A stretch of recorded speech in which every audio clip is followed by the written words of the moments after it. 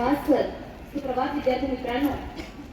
आज महापरिनिर्वाण दिन भारतरत्न विश्वरत्न डॉक्टर बाबासाहेब आंबेडकर यांचा परिनिर्वाण दिन हा महापरिनिर्वाण दिन म्हणून साजरा केला जातो. आजच्या आपल्या कार्यक्रमाला उपस्थित बालाजी कनिष्ठ महाविद्यालयाचे प्राचार्य श्री प्रवीण भोयर सर, बालाजी माध्यमिक शाळेच्या मुख्याध्यापिका दीपा हरकाळकर मॅम, बाकी इतर सर्व शिक्षकवृंद आणि माझ्या विद्यार्थी मित्रांनो, आज हा दिवस आपण या ठिकाणी साजरा करण्याकरता एकत्रित जमलेलो आहोत. आजचा हा महापरिनिर्वाण दिन, या दिनाबद्दल तुम्हाला सचिन सरांनी आणि बाकी इतर विद्यार्थ्यांनी माहिती सांगितलेलीच आहे. मला ही माहिती पुन्हा रिपीट करायची नाहीये, तर मी एक दोन प्रसंग मला डॉक्टर बाबासाहेब आंबेडकर यांच्या जीवनामध्ये जे घडून गेलेले आहेत, या एक दोन प्रसंगाबद्दल थोडीफार माहिती तुमच्यापर्यंत पोहोचवायची आहे. एक प्रसंग मी वाचल्यानंतर मला असा एक प्रसंग आठवतो की जेव्हा डॉक्टर बाबासाहेब आंबेडकर हे 10वीची परीक्षा देणार होते आणि 10वी बोर्डची परीक्षा ही होती.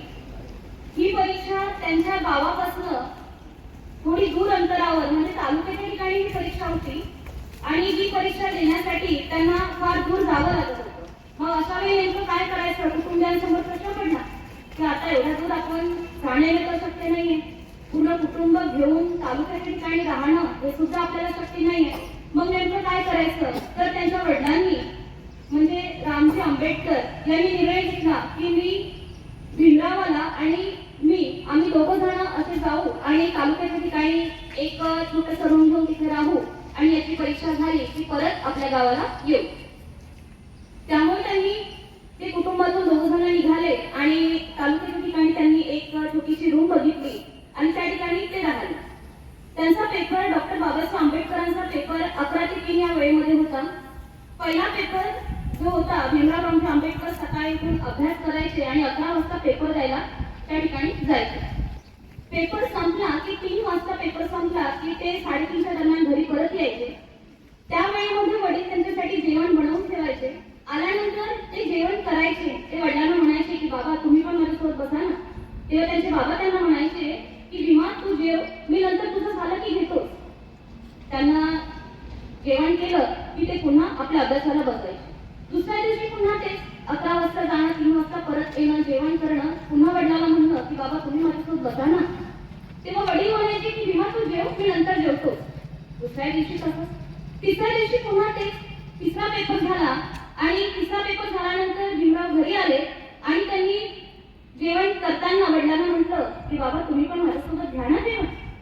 तेव्हा ते म्हणाले की तू जेव, मी नंतर जेवतो. तेव्हा डॉक्टर बाबासाहेब आंबेडकर यांना विचार आला की अरे मी जेवण केल्यानंतर तर या ठिकाणी काहीच राहत नाही जेवायला, मग माझे बाबा काय जेवतात. तेव्हा त्यांनी वडिलांना प्रश्न केला की बाबा तुम्ही मला रोज म्हणता की तू जेव, मी नंतर जेवतो, मग मी जेवल्यानंतर तर याच्यामध्ये काही शिल्लक राहत नाही, मग तुम्ही काय जेवता. तेव्हा भीमराव म्हणाले की अरे बाळा माझी भूक या भाकरीने भागणारी नाहीये, तर आज तू मोठा शिकून मोठा एक व्यक्ती हो, एक महामानव बन, तेव्हा कुठे माझी भूक भागणार आहे. हा ऐकून भीमरावांच्या डोळ्यामध्ये पाणी आलं आणि त्यांनी वडिलांना वचन दिलं की बाबा खरंच मी एक असा व्यक्ती बनून दाखवणार आहे की तुमचं नाव जे आपल्याला गरीब समजलं जात होतं, आपल्याला अस्पृश्य समजलं जात होतं, समाजाने आपल्याला बाहेर हाकलून दिलं होतं, तर या कुटुंबामधून किंवा या अस्पृश्यतेमधून आपल्याला कुठेतरी बाहेर निघायचं, आपल्याला एक मानाचं स्थान मिळवून देणारा असा मी एक महामानव बनून दाखवेल. असा एक प्रसंग मला त्यांच्या जीवनामधला आठवतो. त्यानंतर आणखी एक प्रसंग मला या ठिकाणी आठवतो. तो प्रसंग असा होता की जेव्हा त्यांनी बॅरिस्टरची पदवी घेतली आणि बॅरिस्टरची पदवी घेतल्यानंतर जेव्हा ते भारतामध्ये परत आल्यानंतर ते कोर्टामध्ये गेले. कोर्टामध्ये गेल्यानंतर त्या ठिकाणी कोर्टमध्ये जे वकील होते त्या वकिलांना माहिती होतं की हा दलित समाजामधून आलेला आहे आणि याने शिक्षण घेतलेलं आहे. हे माहीत झाल्यानंतर त्या वकिलांनी त्यांना म्हटलं की तुझ्यासाठी इथे चेअर नाही आहे, तू आमच्यासोबत बसू शकत नाही, तुला बसायचंच आहे तर त्या बाहेर वरांड्यामध्ये जाऊन बस आणि त्या ठिकाणी तू आपलं कामकाज चालू कर. भीमराव रामजी आंबेडकर त्यांच्याकडे पाहूनही हसले, ते काहीच बोलले नाही आणि तिथून ते बाहेर निघाले. त्यांनी बाहेर वरांड्यामधला परिसर स्वच्छ झाडून टाकला, पुसून टाकला. त्या ठिकाणी त्यांना चेअर तर मिळाली नाही, खुर्ची मिळाली नाही बसायला. त्यांनी खाली वरांड्यामध्ये एक छोटीशी सतरंजी टाकून त्या ठिकाणी बसल्याने आपल्या कामकाजाला सुरुवात केली.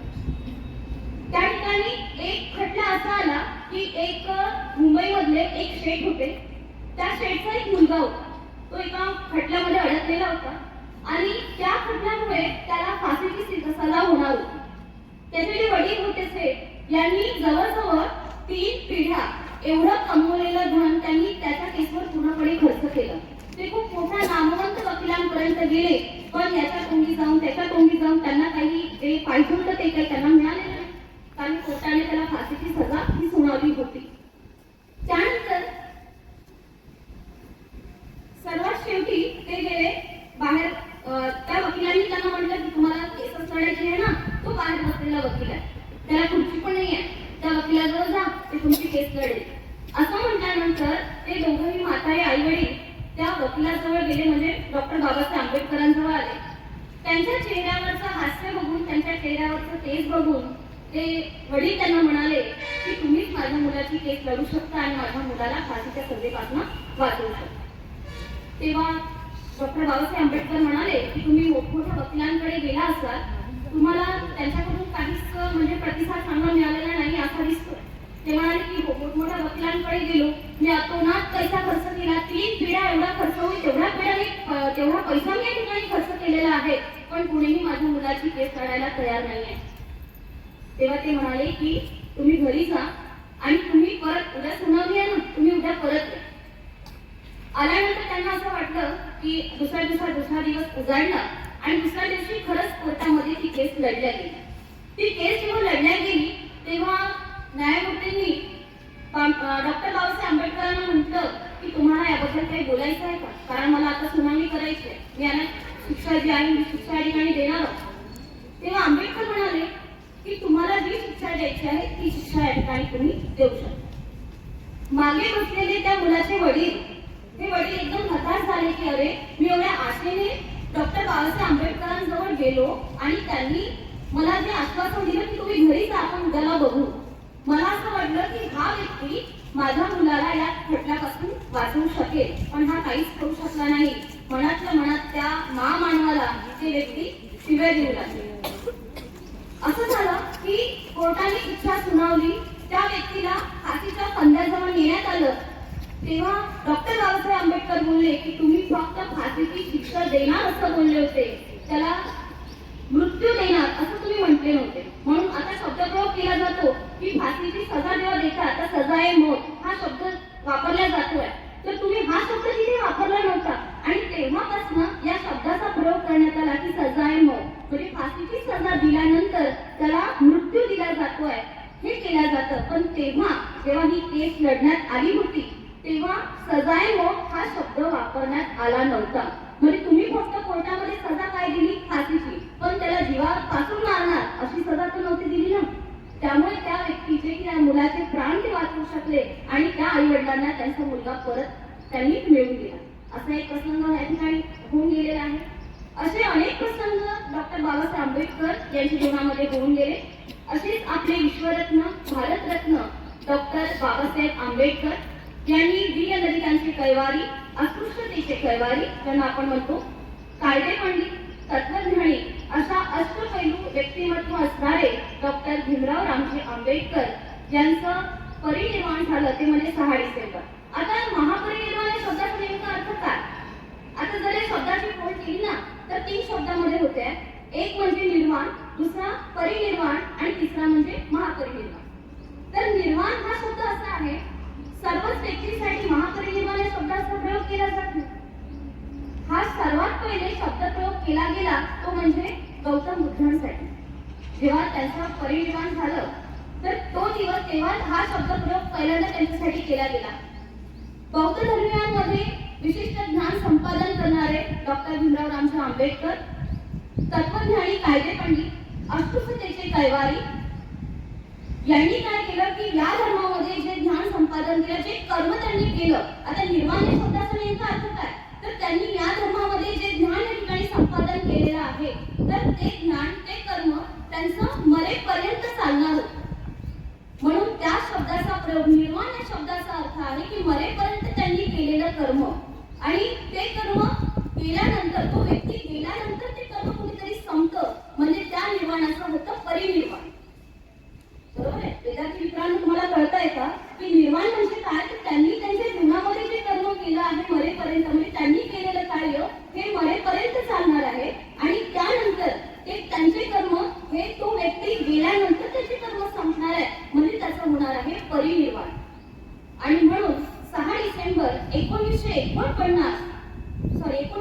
1956 हा जो दिवस आहे, हा दिवस त्या ठिकाणी महापरिनिर्वाण म्हणजे या महामानवाचं परिनिर्वाण 6 डिसेंबर 1956 ला झालं, म्हणून हा दिवस महापरिनिर्वाण दिन म्हणून या ठिकाणी साजरा केला जातो. आपण महापरिनिर्वाण दिन म्हणतो, पण नेमका या शब्दाचा अर्थ काय हे आपल्याला माहिती नसतं आणि सर्वच व्यक्तींसाठी महापरिनिर्वाण हा शब्द वापरला जात नाही, बरोबर ना? मग जे विशेष ज्ञान संपादन करणारे जे व्यक्ती आहेत, ज्यांनी एवढं सगळं आपल्याला एवढं संविधान घडवलं, एवढे हक्क आपल्याला मिळवून दिलेले आहेत, या महामानवाचा अंत झाला तो म्हणजे 6 डिसेंबर 1956 या रोजी. या महामानवाला मी पुन्हा एकदा विनम्र असं अभिवादन करते आणि माझे 2 शब्द या ठिकाणी संपवते.